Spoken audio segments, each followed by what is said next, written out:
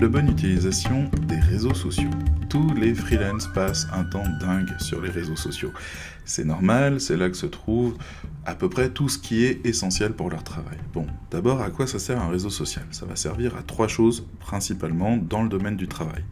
Le premier, c'est développer son réseau professionnel.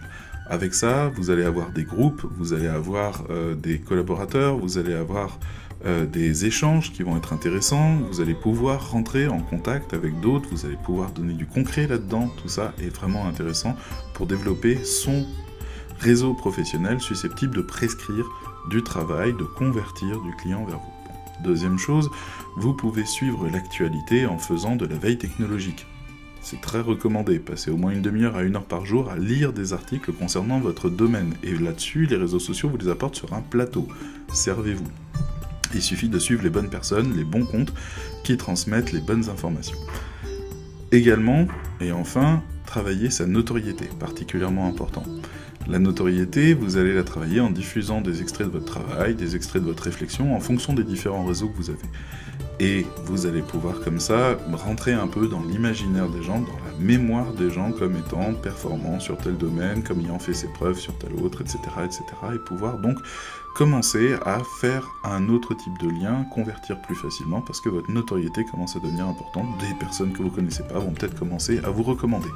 Donc, voilà pourquoi c'est vraiment important, les réseaux sociaux, c'est l'endroit où tout le monde est, c'est le bar du coin, c'est la place du marché, c'est l'endroit où vous pouvez faire du lien et où tout peut changer. Bon, on choisit ces réseaux sociaux en fonction de 3 critères. C'est très facile, où sont vos futurs collaborateurs, où sont vos clients et où sont vos concurrents. Dans ces 3 endroits-là, vous devez être et vous devez être actif. Donc ça n'est pas non plus exclu d'avoir plusieurs réseaux, voire beaucoup de réseaux sociaux sur lesquels vous agissez. C'est tout à fait possible.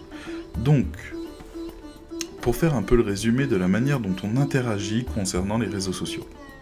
Premièrement, Twitter, par exemple, ça va être basé sur des échanges humains. On attend de vous d'entendre votre pensée, d'entendre ce qui fait votre particularité en tant que professionnel. Donc, on va avoir des échanges, on va avoir des partages, on va avoir des dialogues, on va aussi avoir des clashs si nécessaire. C'est ce genre de choses qui imprime la mémoire et qui permet de construire des liens autrement. Vos followers sont intéressés par votre pensée.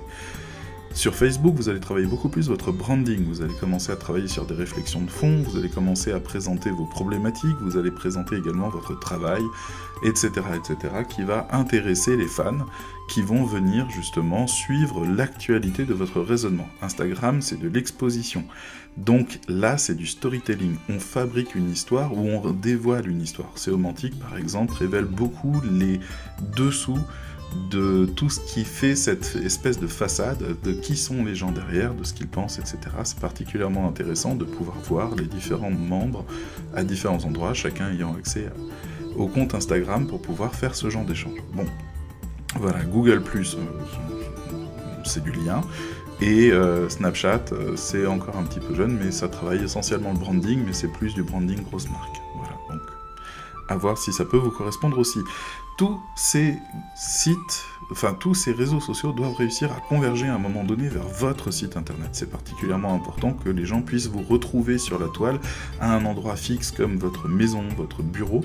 C'est la même chose sur internet, il vous faut un point fixe qui va être le reflet de tout ce qui est détectable sur les différents réseaux. Donc pensez à faire des liens régulièrement vers votre site et à pouvoir alimenter ces choses-là. Bon, voilà.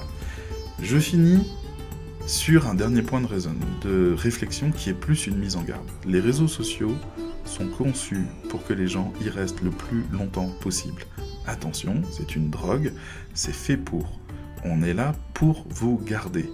Essayez de faire que l'échange soit gagnant-gagnant, sinon vous allez passer vos journées sur Facebook ou sur Twitter.